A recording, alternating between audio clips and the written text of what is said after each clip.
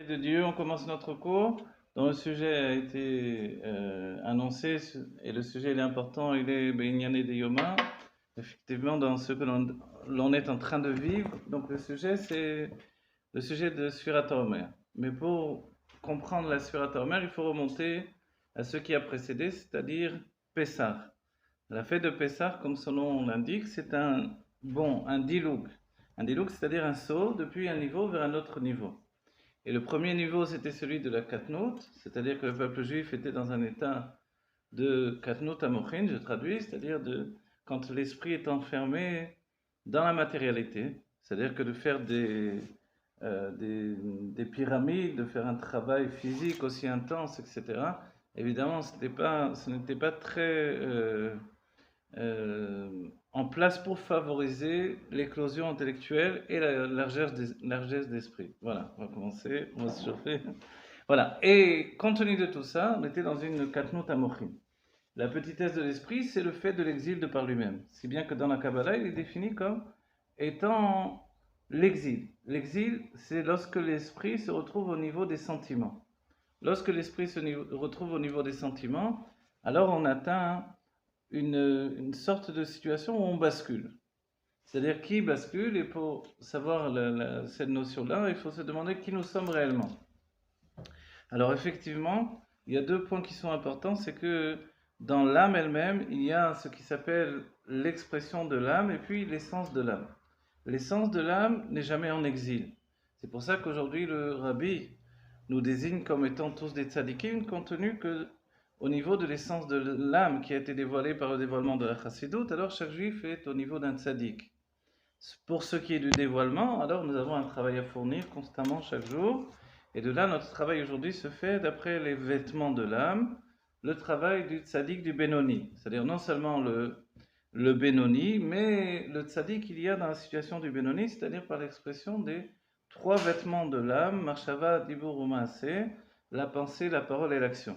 Voilà, on pourra le retrouver dans le Rabbi, précisément dans un Mahamar de Parashat Shlach, où le Rabbi nous dit que puisqu'on a reçu l'injonction d'être un tzaddik dans notre âme, effectivement, il y a aussi ce travail qui n'est pas seulement celui du Benoni, donc un homme qui subit l'assaut constamment de son Yetzer Hara, et dont Dieu a effectivement un plaisir de vivre cette lutte constante, et qui est en soi un dépassement de l'être, puisqu'on pourrait penser que le Benoni, à un moment ou à un autre, il peut abandonner. Donc nous sommes dans cette sorte de travail, c'est-à-dire au cœur du travail, au sein du travail, dans la situation où on affronte notre âme animale et le Yetzara qui se glisse au-dedans d'elle. Et pour comprendre toute la Sfirat HaOmer, il faut comprendre que l'âme animale en elle-même, elle n'est pas le mal, mais elle est ce qui tend vers le mal. Et le mal aussi, il faut le définir selon la Chassidut. Le mal est une situation de bassesse en fait. La chute de l'âme, c'est la situation de l'éclosion du mal, mais aussi de s'installer dans le mal. Si bien que l'âme animale en elle-même, on l'appelle âme, et puis animal, a priori, c'est pas très, on va dire, compréhensible, puisque une âme, c'est à proprement dit, même l'âme d'un animal, c'est une âme divine. Donc en fait, quand on parle d'âme animale dans notre conscience, c'est que effectivement il y a eu une chute de la personnalité. La personnalité, elle a plusieurs aspects, si bien que l'âme animale elle-même, elle a ce qui s'appelle l'action de l'âme animale, les sentiments de l'âme animale et puis l'intellect de l'âme animale. Et le rabbi dira qu'il faut utiliser la chassidut de manière à ce que même l'intellect de l'âme animale comprenne la chassidut. Si bien qu'il devient lui aussi un moyen d'atteindre un dépassement de l'être. C'est-à-dire qu'au bout du compte, il doit englober sa nature qui est une nature de feu dans la nature de l'eau qui est celle de l'âme divine. Voilà. Et c'est notre travail toute notre vie qui passe par l'aspect d'une transformation de la matière, puisque le rabbi a annoncé que Nigmar Avodat Abirurim, nous avons terminé le travail de la transformation de la matière. Alors nous avons entamé plus précisément un travail de fusion avec la matière. La fusion avec la matière fait que tout à coup le point de perspective a changé. Au lieu de se projeter vers les mondes divins, avec une idée, une conscience que vers là-haut il y a mon élévation, aujourd'hui nous avons entamé un travail qui n'a jamais été fait dans toutes les générations, dans toute la notion d'Avodat Hashem. il n'y avait pas cette conscience de venir vers le monde, comme nous le faisons aujourd'hui. C'est vrai que de manière globale, il y a la notion de dira batartonim, nous faisons pour Dieu une maison ici-bas, mais le travail de venir vers le monde comme un aboutissement n'a jamais été mis en avant, si ce n'est dans la génération du Rabbi Melech HaMashiach. Et cette mise en avant de la matière comme l'aboutissement final, c'est précédé par la conscience que l'essence de Dieu se trouve dans la matière. Alors pourquoi monter dans les mondes divins pour aller rechercher des dévoilements divins qui ne sont qu'une éhara, une lueur de la lumière de Dieu? Donc le travail se fait ici-bas. Donc plus que jamais, le travail que nous faisons sur l'âme animale est essentiel. Si bien qu'elle peut devenir notre plus grand allié, comme il est dit dans le Zohar, ce qui est rapporté dans le Tanya, c'est-à-dire l'idée de la prostituée qui en fait ne veut pas vraiment que le prince succombe à son charme, et pourtant, elle doit bien faire son travail. L'âme animale est du même ordre de composition et de travail ici-bas par rapport à la demande de Dieu, vers son travail, qui est un travail de recherche, en fait, de fusion avec l'être humain. L'être humain tel que nous sommes. C'est-à-dire qu'en nous, il y a un être profond, et l'âme animale ne veut pas juste accéder à l'être superficiel. Elle veut vraiment générer en nous une réponse à ses appels. Mais voilà, ces appels, a priori, sont toujours dirigés vers la matière, vers la chute. C'est ce qui nous semble. Et pourtant, elle peut, elle aussi, répondre à un autre appel, qui est l'appel de l'âme divine. Mais pour ce faire, il faut que nous soyons nous-mêmes engagés dans le travail de l'âme divine. Et c'est pour ça que dans tout le talir du Tanya, dans toute l'avancée du travail du Tanya, il y a d'abord le fait de faire de son âme divine l'essentiel. Quand on annonce cette annonce-là, de faire de l'âme divine l'essentiel, c'est-à-dire dans tous les sujets de notre vie, que ce soit dans l'amour de l'autre juif, compte tenu que l'âme divine est l'essentiel, forcément, le mal que je perçois chez l'autre juif n'est que le mal de l'âme animale. Et chez lui, son amour, cet amour que je perçois, c'est l'amour que j'ai de son âme divine. Donc, je suis comme lui pour pouvoir l'aimer, et comme moi aussi j'ai besoin de m'aimer de la même manière, c'est lorsqu'il est comme moi. Il est comme moi dans l'âme divine. Pour ce qui est dans l'âme animale, je peux a priori le haïr, mais dira le Rabbi Rachab, et c'est déjà une traduction, une compréhension du Tanya, la haine c'est jamais bon, il vaut mieux avoir de la pitié. Donc en fait, l'amour identitaire, c'est un amour de connexion, et c'est pour ça que c'est profondément, uniquement dans cette intensité-là, uniquement avec l'autre juif, parce que il y a une connexion entre deux âmes divines. Et peu importe que cette âme divine soit dévoilée par l'étude Torah et Mitzvot, ou qu'elle soit volée par le fait d'un juif qui ne fait pas, pour l'instant, Torah et Mitzvot. Mon identité divine s'attache, adhère immédiatement avec son identité divine. Et ça, c'est quand j'ai mis mon âme en avant, peut-être même au détriment de mon corps. Et au détriment, il faut préciser que dans notre génération, ça ne peut plus être la même notion de détriment. Sous-entendu qu'aujourd'hui, nous devons travailler avec une notion d'amour du corps également, dans la même conscience que, puisque l'essence de Dieu se trouve dans la matière, alors justement, c'est dans la matière du monde que je dois découvrir la personnalité humaine, celui que je suis intensément, profondément. C'est ça mon véritable être. Je ne suis pas un être superficiel, et tout ce qui m'entraîne au jour le jour à faire des choses superficielles, ce ne sont que, on va dire, ce ne sont pas des états d'être, ce sont des devenirs de ma personnalité, et un niveau où j'exprime ma mission par rapport au choix de Dieu de résider dans la matière. Mais la matière, tant qu'elle n'a pas dévoilé son sucre, sa profondeur, elle n'est qu'une matière qui est trompeuse. De la même manière, mon corps et mon âme animale ne peuvent que dans un premier temps me tromper en me donnant de réagir uniquement aux attraits de la matière. Et puis finalement, le temps faisant et le travail que l'on a mis en avant, qui est un travail qui est de l'ordre d'un chemin long et court, donc ça met du temps, ça met des années, mais petit à petit, je n'ai plus la même, on va dire, la même connexion avec mon âme animale pour pouvoir me permettre de chuter, et l'amour que j'ai pu mettre en avant de l'âme animale précédemment finit par me quitter. Et tout à coup, c'est une âme animale qui est comme un autre juif que j'ai besoin de transformer. Donc je la saisis, je l'entraîne, je fais mes psaïm avec elle, et je découvre que profondément, elle a un désir. Et ce désir profond, c'est un désir d'intensité. Ce désir d'intensité, c'est ce que je dois diriger dans le service de Dieu. Évidemment, si je suis moi-même endormi dans mon service de Dieu, elle n'est pas du tout intéressée. Mais quand je suis en éveil, alors l'âme animale également est en éveil. Et l'éveil de l'âme animale, c'est l'éveil de toute ma personnalité. Ma personnalité divine s'habille dans une structure d'un corps matériel, et ce corps matériel, c'est exactement ce que je suis profondément. Quand j'aurai dévoilé la personnalité divine que je vais prendre sur moi dans la Géoula Amétit Vachrema. Mais là, on va avancer maintenant dans l'ordre des choses. Arrive Pessah. Pessah, c'est un dialogue.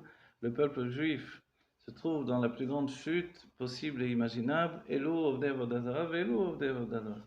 Se rappelle, les anges ont objecté en disant même que le peuple juif se trouve au milieu des idoles, et pourquoi pas il fait également une constatation que le peuple juif est peut-être attiré par ces idoles. Profondément, c'est faux, de la même manière que l'âme animale n'est pas réellement le mal, mais elle est un réceptacle pour dévoiler le Yetzirah. Elle entraîne de son côté, parce que le Yetzirah est toujours apporteur d'un frisson, d'un désir de quelque chose, ne serait-ce que le désir de l'interdit qui apporte une nouveauté, tout autant où moi-même je n'ai pas la force de me renouveler dans mon service de Dieu. Et c'est pour ça que l'idée même de la Chassidut Rabbah, c'est ce travail, ce renouveau constant dans le service de Dieu qui fait que la transformation de mon être n'est pas une transformation superficielle comme on peut le penser, mais une transformation profonde. Profonde en fait, qui saisit toute ma personnalité. Et c'est pour ça que ça prend beaucoup de temps. C'est-à-dire que dans l'idée de ce que certainement vous avez étudié de Rabban Yochanan ben Zakkai, qui ne sait pas sur quel chemin on le mène, parce que le mal en lui est peut-être caché dans la profondeur de son âme, pour nous autres, selon la Chassidut Rabbah et dans notre génération, le mal est déjà représenté, établi. Il est en communion avec la situation de l'expression de notre âme. Donc en fait, on le connaît. Et on peut le combattre, et finalement, on peut l'ignorer, on peut le rejeter, et on peut désirer autre chose que l'expression de ce mal. Profondément, on l'a dit, nous sommes un être divin, Chelek Eloka Amimahal, une part de Dieu telle qu'elle est là-haut, dans les mondes divins. Et le là-haut, c'est pas un là-haut comme on monte avec une fusée ou un avion. Le là-haut en question, c'est l'approfondissement de la proximité avec l'essence de Dieu. Donc en fait, c'est plutôt un là-haut qui se trouve ici-bas dans ce monde. Et puisque nous sommes un Chelek Eloka, le Chidouche a été, dira le Tzemar Tzedek, l'Admorazaken a rajouté le mamage, qui est la mamashou du gouffre, du corps. C'est-à-dire que le mamage, c'est ce que l'on peut attraper, saisir, et ça, c'est le corps. Le corps qui affirme une réalité qui, en fait, est tout autant virtuelle que les mondes divins desquels nous venons. Et cette réalité virtuelle dans laquelle nous vivons est dans une perception de réalité absolue par le biais du corps. Donc le corps, lui, a une force de générer une réalité qui n'existe pas dans d'autres mondes. Et pourquoi il a cette force? Parce qu'en réalité, c'est la volonté de Dieu.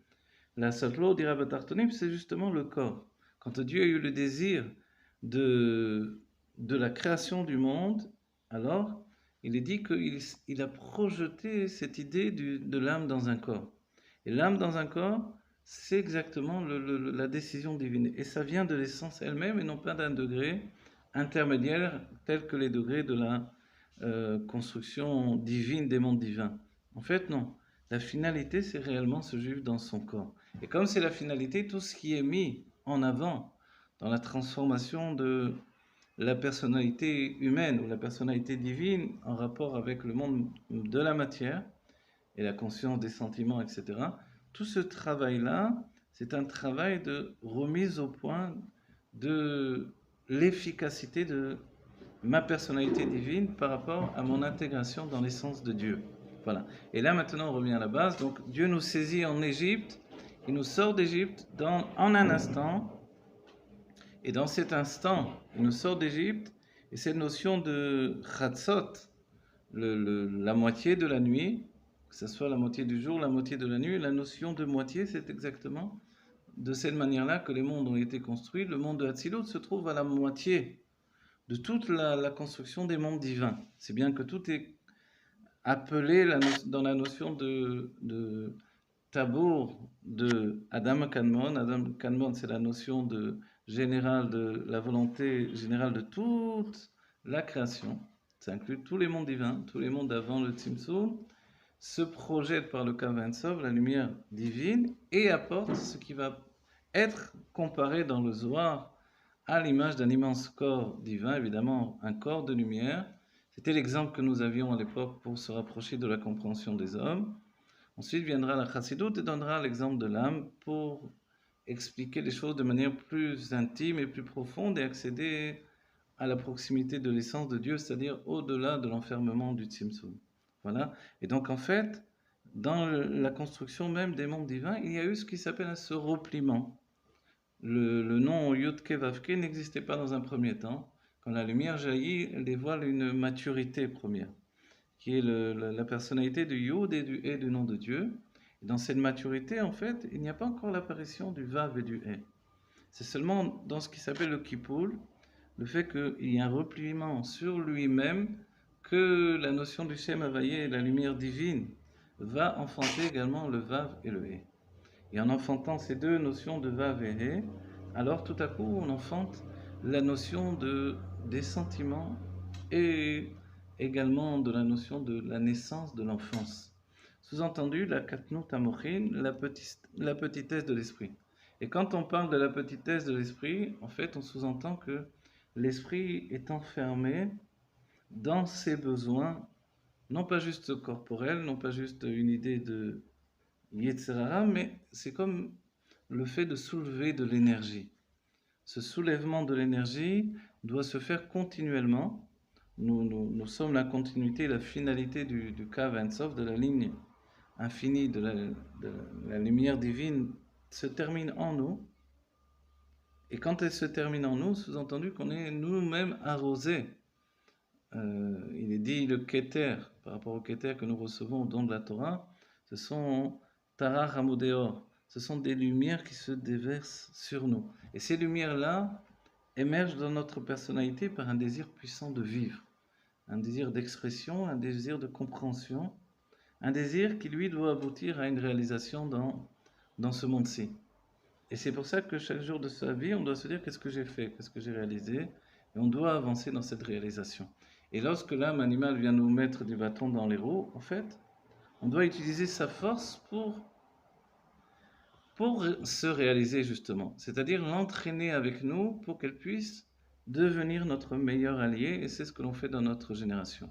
En annonçant que nous sommes tous des tzadikim, finalement, on annule déjà le désir de l'âme animale de nous combattre. On annule tout ce travail qui est le fait que, à cause du fait qu'on se bat avec quelqu'un qui est sale, on se salit nous-mêmes. Alors on se roule dans la poussière. Au lieu de faire ce travail-là, on va faire un travail beaucoup plus élevé, c'est celui d'avancer dans la lumière. Et c'est le travail que l'on peut, selon les termes de l'Admor Emsaï, on peut le voir comme une notion de yichudim, c'est-à-dire comme un avoda des yichudim. Comme il y a eu un avoda du travail sur les nitzotzot, avodat abirurim, il y aurait une conscience d'un avoda des birurim. Voilà. Même s'il n'est pas toujours défini comme avoda, c'est-à-dire un service à part entière, mais les yichudim, c'est de faire fusionner l'identité divine telle qu'elle est au-delà de toute la conscience de l'exil et ma personnalité dans l'exil. Et c'est pour ça que nous sommes la génération qui peut faire ce travail, parce que nous sommes la première génération qui rentre dans la Géoula, hein, et qui pourtant n'a pas encore quitté l'exil. Le fait que nous portions en nous ces deux extrémités, alors c'est justement le dessin de notre identité aujourd'hui. Donc le travail des Sfirat Omer, c'est exactement ce que nous faisons chaque jour. On va dire alors pourquoi rajouter un travail de Sfirat Omer dans cette période précisément? Et la réponse, c'est que comme nous sommes sortis d'Égypte en un instant, et pour pouvoir quitter l'Égypte, c'est-à-dire abroger le fait que les forces du mal étaient Yonkin, prenaient notre vitalité, alors pour empêcher ce travail des forces du mal de prendre notre vitalité constamment et de nous retenir prisonniers en Égypte, Alors il fallait accéder tout de suite à l'élévation la plus grande du dévoilement de notre âme divine, ce qui a entraîné des mochines de Gadlut, la largesse d'esprit qui, elle, peut supporter tous les contraires. Dès ce moment-là, les forces du mal n'avaient plus d'emprise sur nous, et nous sommes sortis d'Égypte, comme on dit, une lettre à la poste, je ne sais pas d'autres exemples. Et à ce moment-là, alors, on peut dire que l'on a atteint une maturité que l'on n'aurait jamais pu atteindre par notre travail personnel. Et la définition des sages, c'est que tous les ans, à Pessah, nous revivons l'Okasséder, justement, non pas de manière organisée, ordonnée, progressive, mais comme un bond, tout à coup, nous recevons des mochines de Gadlut. C'est la largesse d'esprit, le dévoilement de l'âme divine que l'on reçoit à Pessah, l'El Pessah. Alors, ce jour-là, précisément, nous donne de rentrer en Géoula. Tous les ans un petit peu plus, même si peut-être on s'en aperçoit pas suffisamment, mais la joie de Pessah vient de ce moment-là essentiel. Et on peut dire que comme on n'a pas travaillé dans cette progression qui nous donne d'aboutir à une maturité qui est le fruit d'un travail personnel, alors malgré qu'on en a frotté, on a travaillé les kelim, etc., donc on a fait une préparation du réceptacle, mais on n'a pas fait la préparation spirituelle qui nous amène à la grandeur et largesse d'esprit.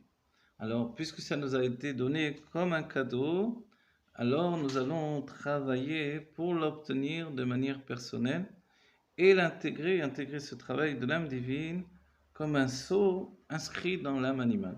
Et c'est le travail de Surat HaOmer. Et on peut remarquer que tout le travail qui a été fait à Pessah, le soir de Pessah même, dans le Seder de Pessah, c'est fait sur les midot, les sentiments. Nos trois ségols, les deux ségols, c'est-à-dire Chesed, Gvura, Tiferet, Netzah, Od, Yesod, c'est-à-dire tous les éléments qui étaient sur le plateau du Seder, alors, vous vous rappelez le ségol, c'est 3 points. 3 points et encore 3 points. Donc, c'est ici, nous avons le korban, le korban chagiga à gauche, le korban pessar à droite. Et en dessous, etc. Ce sont tous les éléments du plateau du Seder. Pourquoi? Pour réorganiser le travail sur notre âme divine. Quand on rappelle que les 3 matzot correspondent aux 3 mondes divins, par rapport aux 3 niveaux des 3 juifs, Israël, Lévi et le Kohen, par rapport à Asiya, Yetzira et Bria, alors on sait que le Avoda, c'est fait, le travail, c'est fait au-dessus du monde de Bria, c'est-à-dire dans le monde de Hatzilut. Et là-bas, il y a les sentiments divins, c'est de là-bas que nous venons. C'est le Père de notre âme. Le Père de notre âme, c'est un homme de sentiments. Et cet homme de sentiments, c'est la structure même de ce que nous devenons dans le monde de la matière. C'est-à-dire un homme qui rentre en exil parce qu'il est jeune encore. Que ce soit un homme ou une femme, c'est cette situation-là. Et notre travail, c'est d'arriver à une maturité par une avancée constante, une transformation constante de notre personnalité humaine. Et pour ce faire, alors il faut effectivement des années, c'est un chemin long et court. Mais on a dit que Pessah, comme c'était un dilour, un bond, alors c'est un chemin court mais long. Et c'est là où on entame la progression, le travail progressif tous les ans de travailler sur notre âme animale.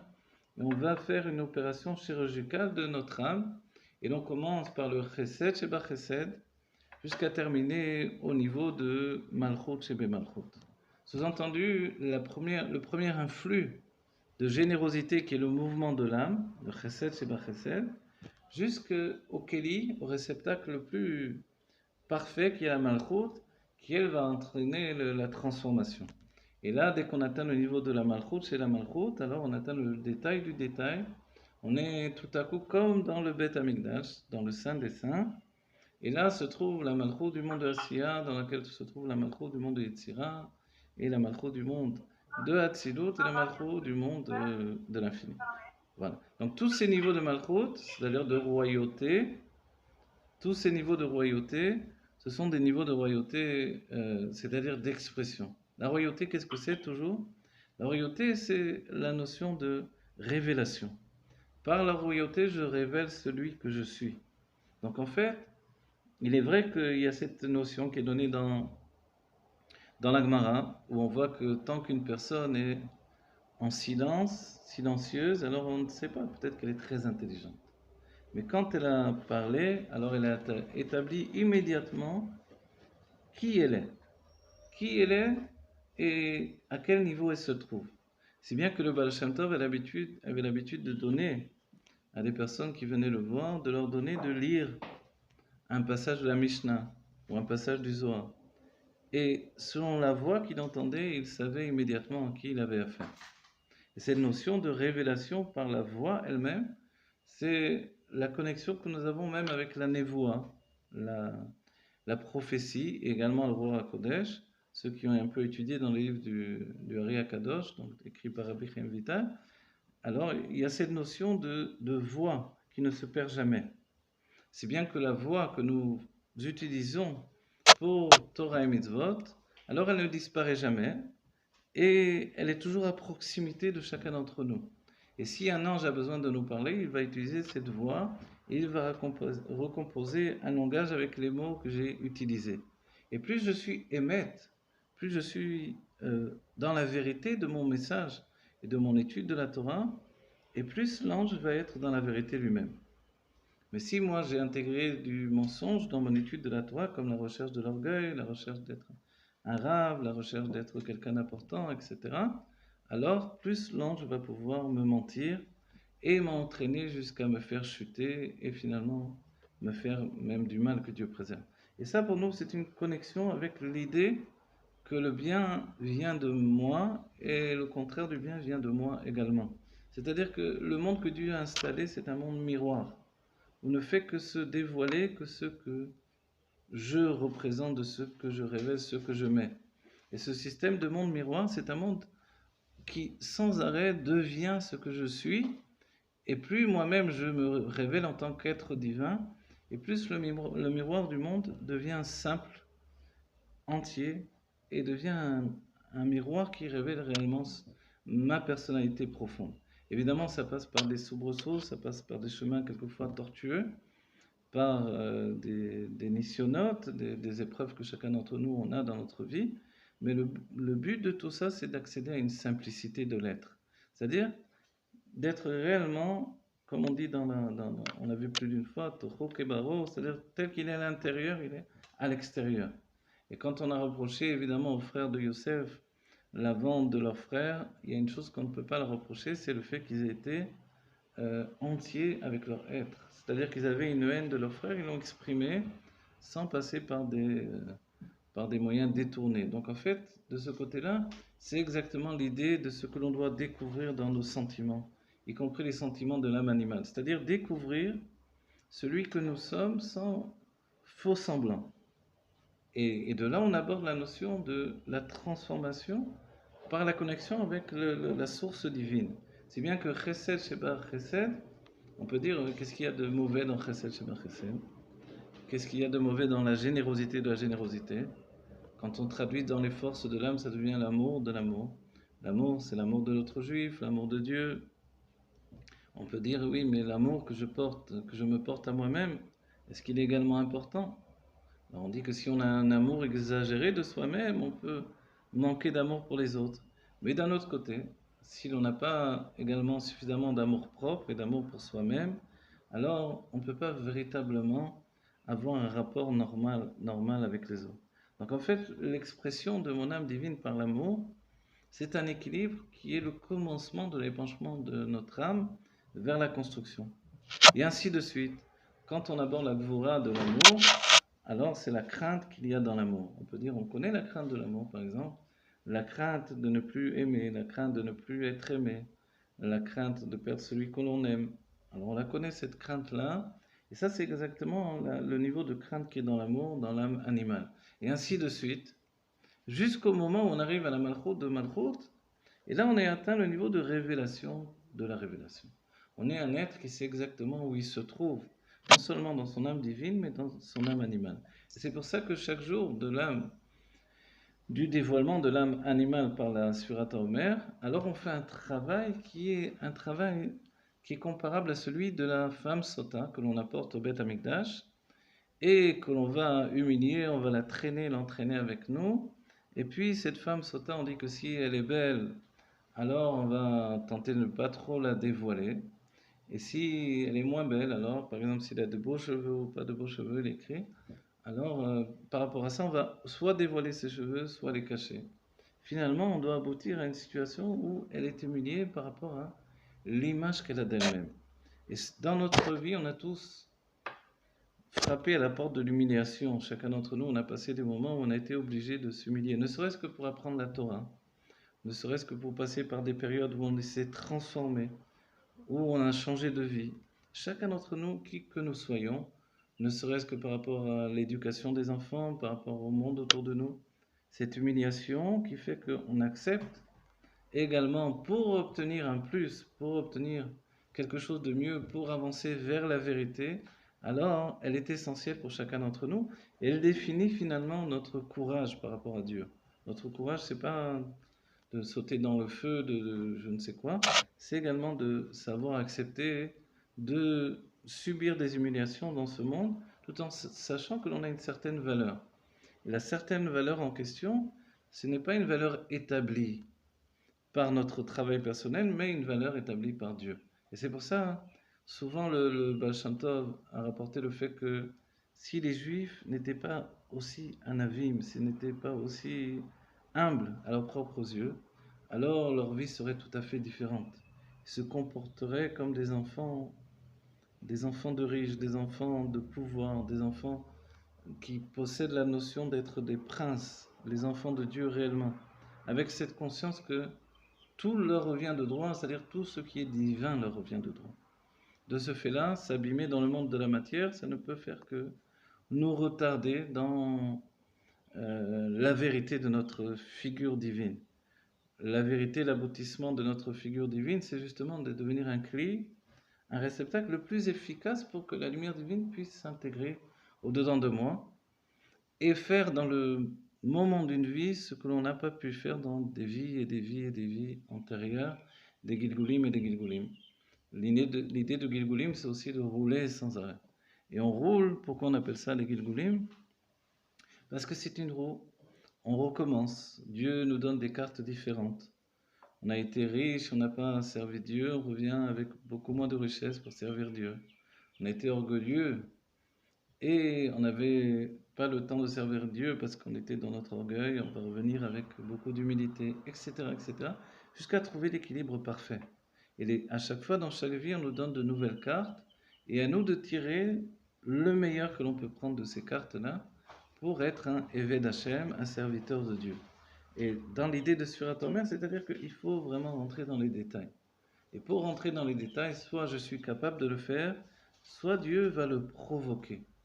Il va provoquer que je vais me confronter à une notion de libre arbitre que je n'avais pas précédemment. Pour obtenir un véritable libre arbitre, j'ai besoin de sentir que tout se désagrège autour de moi également.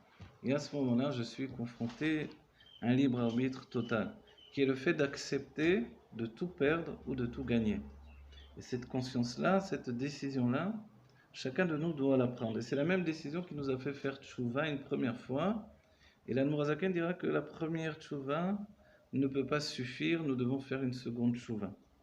La tchouva, c'est tashuv et revient au nom de Dieu. Il y a deux lettres, deux et dans le nom de Dieu. Donc finalement, il y a la tchouva inférieure qui est liée à l'action. Et c'est certain que dans les siècles précédents, on a fait déjà toutes les actions qui sont en rapport avec le service de Dieu. Donc aujourd'hui, nous revenons pour la tchouva Eliona, c'est pour ça que la Chassidut s'est dévoilée, la tchouva supérieure, tchouva Ilaha, c'est celle de la Bina. Dans la Bina, ce qui est extraordinaire, c'est qu'en elle-même, elle est une récompense. Dans la Bina, il y a le Olam Haba, le monde futur. Il y a la Géoula. Il y a cette notion de Nigun, cette notion de Idbonenut. Tout le travail du juif, finalement, aboutit à la Bina. Et quand on étudie la Chassidut, on apprend que Pnimiut, Bina, Pnimiut, Atik. L'intériorité de la Bina, c'est Atik. Et Atik, c'est d'être Menutak. C'est-à-dire séparé de la Metsiout.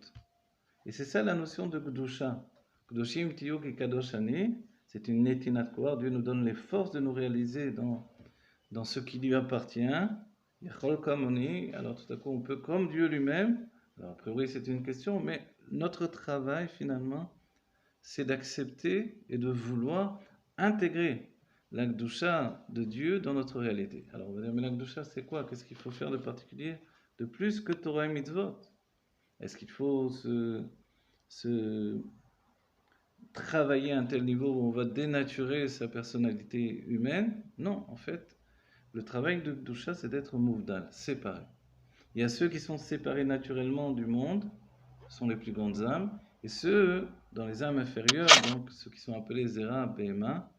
La Behema, l'idée de la semence animale, sont les âmes de Bria et de Tsira Asiya. Ce sont des âmes qui ont le regard vers le bas, qui regardent le monde de la matière.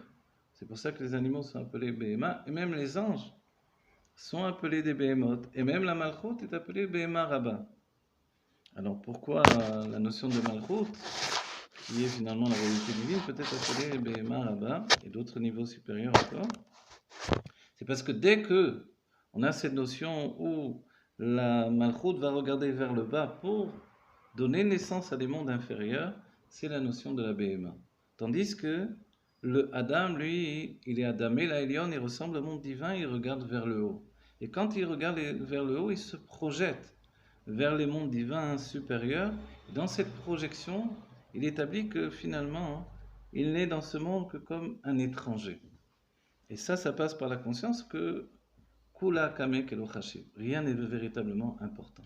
Et ça, cette notion, si on ne l'obtient pas par l'étude de la Chassidoute, alors il faut recommencer, il faut s'approfondir encore. Et il faut réussir à annihiler le yesh qui peut éclore de mon date, c'est-à-dire l'ego qui est la base même de ma personnalité humaine dans l'exil. Je dois réussir à le briser. Évidemment, précédemment, on le brisait par des sigoufim, etc., des jeunes. Et puis on a vu qu'aujourd'hui, on ne peut plus le faire de cette manière-là, non seulement parce que ce n'est pas la volonté de Dieu, mais parce qu'on n'a plus les forces. Alors on le fera de manière autre, c'est-à-dire en transcendant notre situation inférieure et en désirant accéder à des niveaux extrêmement élevés. Et c'est pour ça, et je vous le dis par expérience, je me rappelle que dans les années où j'étais chalier avec les Mekoubalim, les kabbalistes me disaient que comment on peut étudier cette Torah-là, la Chassidut Rabbah? C'est bien trop élevé en réalité. Quand on étudie l'Anmoram Saïd, le Rabbi Rachab, le Rabbi Melech Mashiach, ils me disaient c'est bien trop élevé. On ne peut pas prétendre arriver à cette conscience-là. Alors, en réalité, c'est justement parce que c'est trop élevé qu'on ne peut y parvenir que parce qu'on reçoit une aide divine. Et on le voit dans le travail du Benoni. Le Benoni ne peut pas prétendre arriver à quoi que ce soit de par son propre travail. Lui, il peut juste gagner du temps. Si bien que dans un travail qui peut nous être accordé à chacun d'entre nous, on peut dire que bien sûr que j'ai envie de faire toutes les avéros du monde, bien sûr que si, bien sûr que là, mais je n'ai pas le temps. Je n'ai pas le temps parce que je suis en travail.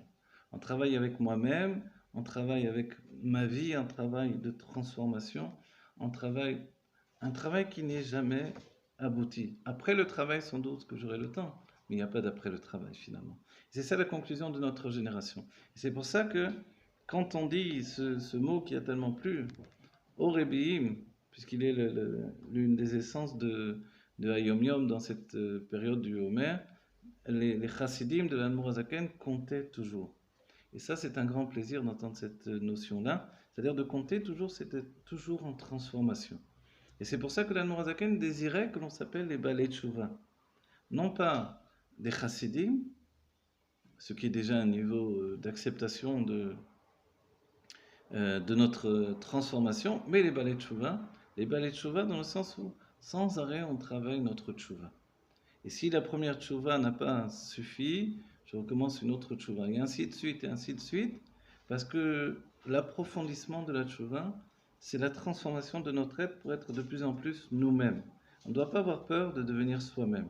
On est déjà construit, on a déjà été projeté par la divinité vers une réalité, un aboutissement que l'on doit découvrir. Il est déjà là, il nous attend et on doit l'atteindre aujourd'hui même. Et pour l'atteindre, il faut le vouloir. Et pour le vouloir, il faut arrêter de craindre la divinité. Il y a un contraste qui s'appelle Etz HaChaim du Rabbi Rachab, où il nous rapporte les paroles du Hari qui nous dit que c'est parce que les Juifs ont eu peur de Dieu qu'ils ont reculé. Ils se sont reculés, ils ont dit à Moshe, toi, avance, toi, mets-toi devant nous, toi, sois notre intermédiaire, on ne veut pas mourir. Dès ce moment-là, ils ont aussi refusé la Pnimiut Torah, l'intériorité de la Torah. Et pourtant, le renouveau de la Chassidoute, ça a été de nous donner la Pnimiut Torah sur un plateau. Chacun peut y accéder. Et par le Tanya, le miracle, c'est que ça devient une réalité. Avant le Tanya, c'était des sujets théoriques. Par le Tanya, ça devient une réalité, puisque mon être devient ce que j'étudie. Et le Tanya nous dit quelque chose d'essentiel. Marshava Tova Hashem Metzarfa Lidé Maaseh. C'est-à-dire que quand je suis mitbonen, quand j'adhère à des idées extraordinaires des klalim, de Chassidut, des généralités de l'étude, alors je peux me dire, mais comme les kabbalistes, me dire, mais c'est trop grand, pourquoi tu as besoin d'étudier des choses pareilles comment tu veux appréhender ces choses-là? En réalité, l'idée vient de l'Admor Hazaken, Marshava Tova Hashem et Tzarfa l'idée Maaseh. C'est-à-dire que toutes les transformations que je dois opérer dans mon intellect pour ensuite entraîner, vous vous rappelez comment ça fonctionne, la notion de Muskav, Mourgaj, Vemodba, donc ce qui est compris, ce qui est ressenti et ce qui devient ma seconde nature, toutes ces transformations progressives en fait, ne peuvent être que par le clair que Mashava Tova Hashem et Tzarfa l'idéma. C'est-à-dire que Dieu va prendre ce désir de transformation et il va en faire une réalité.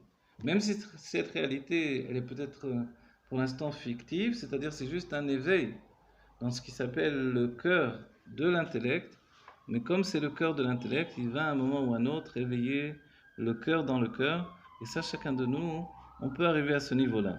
C'est pour ça qu'il est dit Bina liba ou ba alev mevin. La Bina, ce qu'elle a de particulier, c'est qu'elle est capable de nous donner en fait un éveil du cœur, une reuta des liba, qui vient non pas simplement d'une notion naturelle comme ceux des tzadikim qui ont un amour naturel de Dieu, mais un amour construit. C'est-à-dire qu'avant d'étudier un certain Mahama, avant de revenir sur quelques lignes d'un Mahama, alors je n'avais pas d'éveil de la divinité dans ma vie personnelle. Et tout à coup, quelque chose s'est éveillé en moi. Ce qui s'est éveillé, c'est finalement l'éveil, non pas du cœur tel qu'il est ici dans mon corps, mais tel qu'il est dans mon esprit. Et Bina, Liba, Oba, Alev, Mevin, grâce à la Bina, finalement, dans sa nation de ce qui s'appelle la Tvuna, les sentiments de la Bina, la construction va se faire et va atteindre également mes sentiments. Et on va dire que tout ça, finalement, c'est construit ce qui s'appelle Sharanun, les 50 portes de la connaissance, qui vont amener aux 50 portes du Keter également. Et le Keter, c'est le Keter de Matan Torah, de Shavuot. En fait, tout ça, on passe par une construction jour après jour pour arriver à Shavuot, être un clic, comme on a dit, un réceptacle, par les révélations de la Malchut. Et à Shavuot, tout à coup, on atteint un niveau du don de la Torah. Souvent, en français, on donne un terme qui n'est pas exactement juste, on dit le peuple élu. Dans la Torah, c'est pas exactement écrit comme ça, puisqu'il écrit le peuple choisi. On va dire, bon, c'est peut-être pas pareil. Oui, mais quand il y a une élection, finalement, c'est finalement, tout le monde a choisi. Le peuple choisit justement un roi. Le peuple a élu un roi. Mais choisi, c'est quand Dieu nous a choisis. D'entre tous les peuples, il nous a choisis, pas pour une raison quelconque, mais parce qu'il a un plein libre arbitre. Et le peuple de son choix, finalement, c'est le choix d'une responsabilité qui nous a été transmise. On est un peuple différent. Et ce n'est pas vrai que le judaïsme, c'est une religion, mais le judaïsme, c'est l'accès à une âme divine qui doit résider dans un monde matériel. Et pour qu'elle réside dans un monde matériel, alors Dieu va créer le monde matériel. C'est bien que quand l'homme est créé, à la fin des Shechet Yemei Bereshit, le 6e jour, le monde a déjà été mis en place. Mais en réalité, ce monde qui est mis en place, c'est un monde de la conscience. C'est seulement quand il sort du Gan Eden qu'il va accéder au monde de la matière. Et l'accès au monde de la matière, dans un premier temps, c'est une punition. Mais dans un second temps, c'est le moyen, dans une deuxième phase, de faire d'Ira Batartonim une maison pour Dieu ici-bas. Et on comprend bien que par la tchouva, on est capable de transfigurer ce qui nous éloigne de Dieu devient justement la raison de la proximité de Dieu. C'est-à-dire que quand on donne un évêque, un serviteur, un esclave même, quand on lui donne de faire une action pour le roi, même si cette action nous apparaît comme humiliante, finalement, compte tenu qu'il a fait pour le roi, pour lui c'est une action qui est merveilleuse. Et cette action merveilleuse, c'est ce qui le rapproche du roi.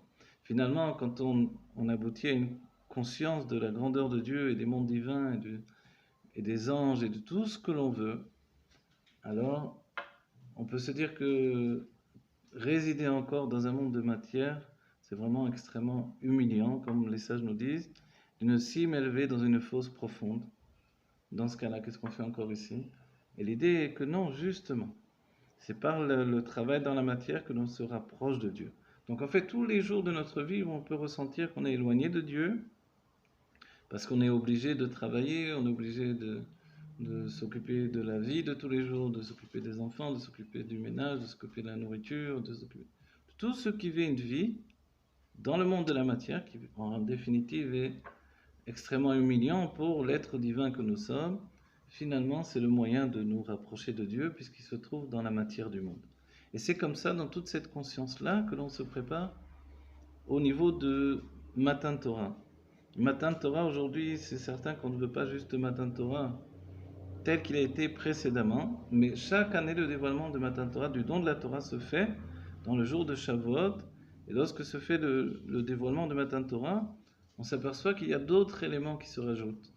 On sait qu'on fait la veillée de Shavuot, donc Matan Torah, lui, c'est un jour où on reçoit les 10 commandements qui, eux, représentent quelque chose de particulier. Mais auparavant, pendant toute la nuit, il y a également le fait qu'on reçoit la possibilité de lire le Tikkun Shavuot.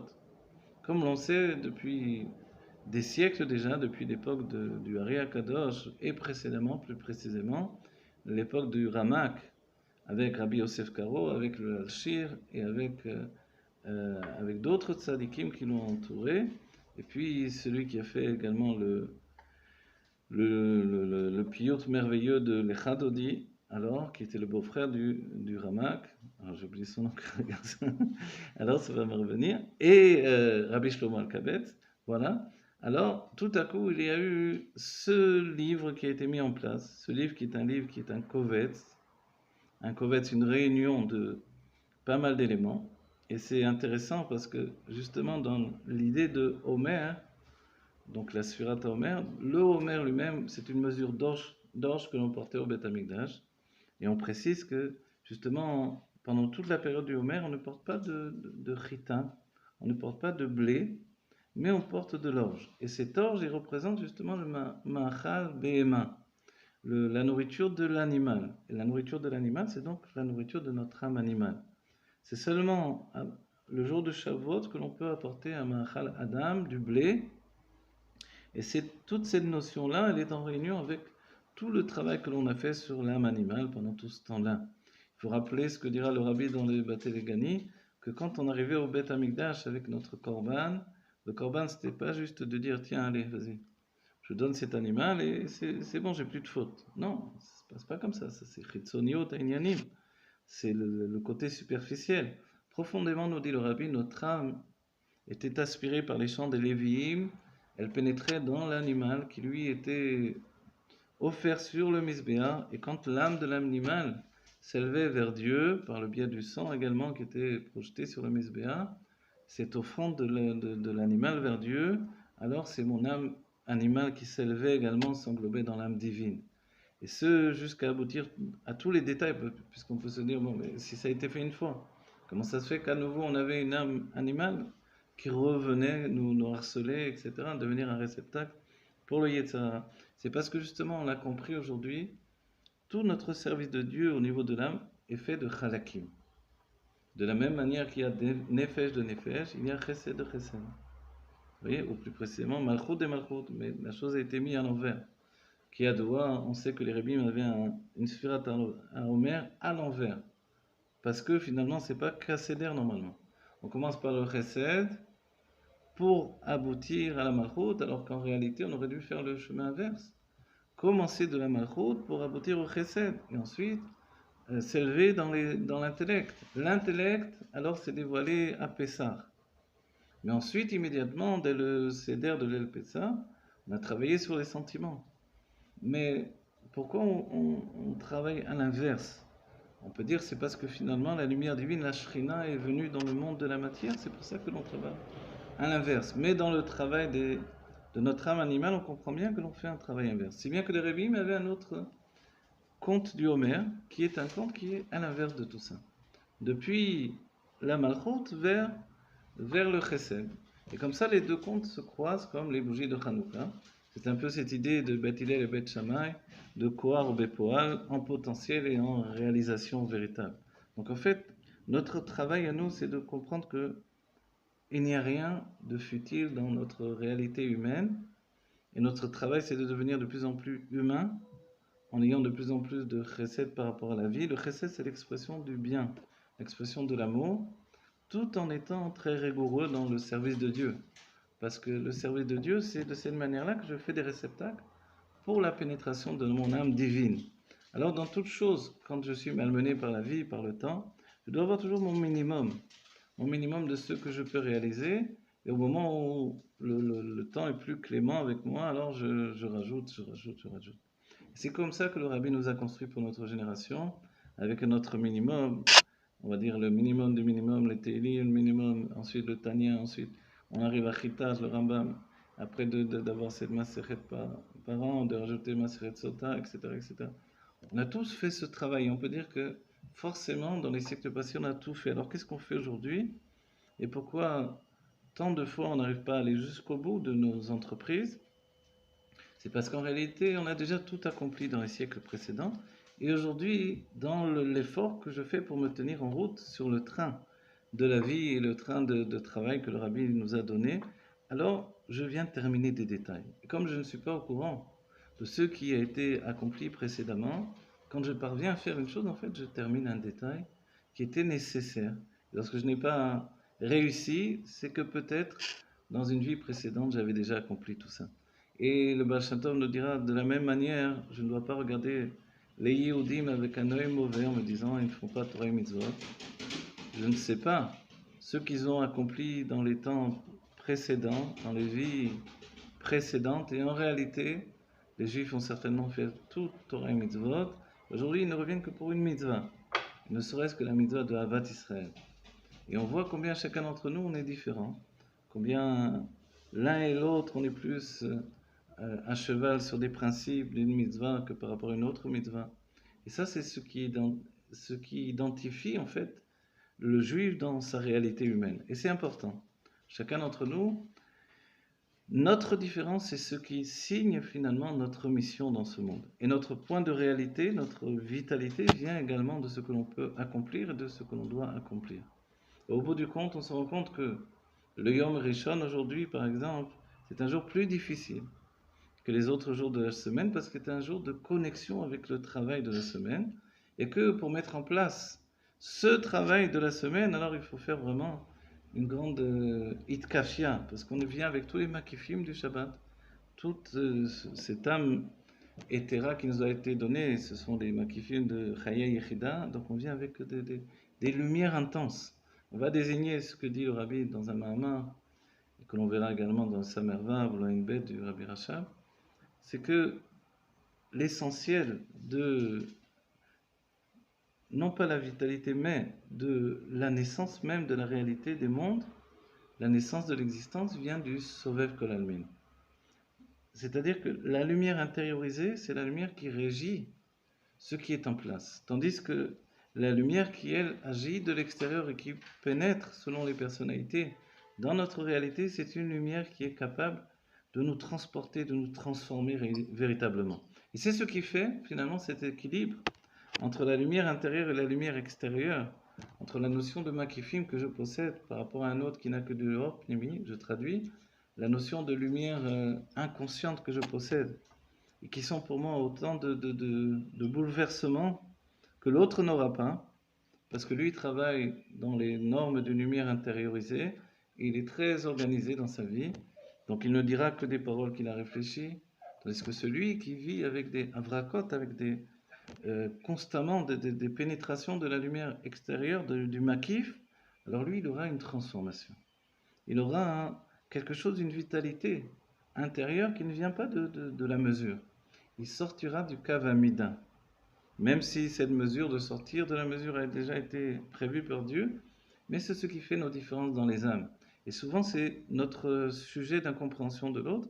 Elle vient du fait que soit il vit à un niveau où les détails de sa vie sont pour moi incompréhensibles, soit il vit à un niveau trop élevé et je n'arrive pas à saisir parce que chez lui j'ai l'impression qu'il n'y a pas de kélim, il n'y a pas de réceptacle. Et on doit trouver ce juste milieu, chacun d'entre nous, et comprendre que nous sommes tous différents dans le dosage de l'âme. C'est bien donc que d'une vie à l'autre, on vient pour réparer des halakim de l'âme, pour réparer des petites parcelles de l'âme. Et aujourd'hui, on peut penser qu'on est une toute petite parcelle d'une âme, peut-être d'un grand sadique. Si j'ai été dans une vie précédente un grand sadique, Yechezkel Hanavi, Moshe Rabbeinu, Shmuel Hanavi, allez savoir. Aujourd'hui, je suis une petite partie, une infime partie de ce grand sadique et je viens réaliser quelque chose dans ce monde de la matière. Et c'est comme ça que je suis un nain sur les épaules d'un géant. Et en étant un nain sur les épaules d'un géant, finalement, je réalise quelque chose que le grand sadique n'aurait pas pu réaliser. Donc notre vie, non seulement elle est importante, mais elle est essentielle. Et notre travail pour apporter la Géoula aujourd'hui, par le travail de Sfirat HaOmer, c'est vraiment d'être en accord avec cette période-là. Et on va certainement maintenant terminer le cours, mais ce qu'on doit rajouter, c'est que la période du Homer n'est pas toujours facile. Elle n'est pas facile parce que elle nous demande vraiment une introspection personnelle, elle nous bouscule un petit peu. Dans la Kabbalah, c'est la période où on ne fait pas de kavanot, parce que justement, on est dans la fragilité, on ne peut pas s'aventurer trop loin dans la proximité ou l'intimité avec Dieu. Et pourtant, la chassidoute nous donne toujours cette proximité avec le divin par le biais d'un travail dans le monde de la matière. Donc en fait, en sachant que le travail de l'âme animale n'est pas un travail qui, en définitive, va nous mettre face à nos manquements, à notre petitesse, etc. Mais au contraire, le travail de l'âme animale, c'est un travail de remise au point, de remise au niveau de notre âme animale pour qu'elle devienne le meilleur atout pour mon service de Dieu. Je donne un exemple simple, c'est que le jour où une personne qui est habituée à combattre son Yetzerara, c'est quoi faire des kavanotes? Des kavanotes pour les kabbalistes sont les kavanotes sur les... Quand on étudie la Kabbalah, donc dans ma période où j'ai étudié la Kabbalah pour comprendre la Chassidut, on étudie d'abord la Kabbalah, le Etzraïm, donc on étudie tous les mondes divins, et ensuite on passe au stade où on va prier dans la connaissance de ce que l'on a appris dans la Kabbalah. C'est-à-dire qu'on a un sidour avec des kavanotes. Par exemple, faire à la Mechia, ça peut prendre une demi-heure de temps. Parce que on décortique tous les noms divins et on est un peu choutaf associé à Dieu dans ce qui doit être accompli. Le travail qu'a fait l'Admorazaken, c'est de faire pénétrer les kavanotes, les intentions mystiques, divines, dans le sidour, et nous, on n'a qu'à penser que l'on prie Alda Tamekubalim. Selon la connaissance des kabbalistes, c'est la pensée que l'on doit avoir pour Sfirat HaOmer, puisque les kabbalistes font les kavanotes dans Sfirat HaOmer, uniquement dans la Sfirat. Voilà. Et nous, notre travail, puisqu'il est différent, c'est que nous devons prier Alda Tatinok. Vous connaissez cet enseignement-là? C'est-à-dire qu'une fois que l'on a bien étudié toutes les notions kabbalistiques et chassidiques, toutes les notions qui nous permettent de comprendre le divin, on met tout de côté et on prie comme un petit bébé. Voilà. Et le bébé, quand il pleure, on ne tient pas longtemps à le laisser pleurer. Alors on est obligé d'aller le prendre et s'occuper de lui. De la même manière, quand on pleure vers Dieu, alors il ne tient pas longtemps, il nous donne vite la Géoula Métit Vachlema. Voilà, c'est avec cette Géoula que l'on va arriver à Shavuot. Shavuot qui est la naissance du Baal Shem Tov et alors la naissance, je me suis trompé on va dire, la naissance spirituelle parce que c'est la Iloula du Baal Shem Tov et de David Ameller en même temps. Cette notion-là, elle est importante pour nous parce qu'elle nous dit que ce jour-là, c'est pas un jour juste de Kabbalat Torah, on reçoit la Torah, puisqu'en définitive, là on met une petite parenthèse, on n'a pas vraiment reçu la Torah telle qu'on peut l'entendre. Le texte de la Torah, notre Torah écrite, n'a été reçu que juste avant de rentrer en Israël, après la 40e génération, les 40 ans dans le désert. On est rentré, cette génération qui est rentrée en Eretz Israël a reçu la Torah. Mais précédemment, on n'avait pas reçu la Torah écrite Alors, qu'est-ce qu'on avait comme Torah? On avait la Torah orale, qui est l'essentiel de notre Torah. Et la Torah écrite dans cet ordre d'esprit est également une Torah rabbinique. Et ça, c'est merveilleux parce que ça nous laisse comprendre que celui qui rejette la Torah rabbinique, en fait la Torah des sages, rejette toute la Torah tout entière, y compris le texte de Moshe Rabbeinu qui a écrit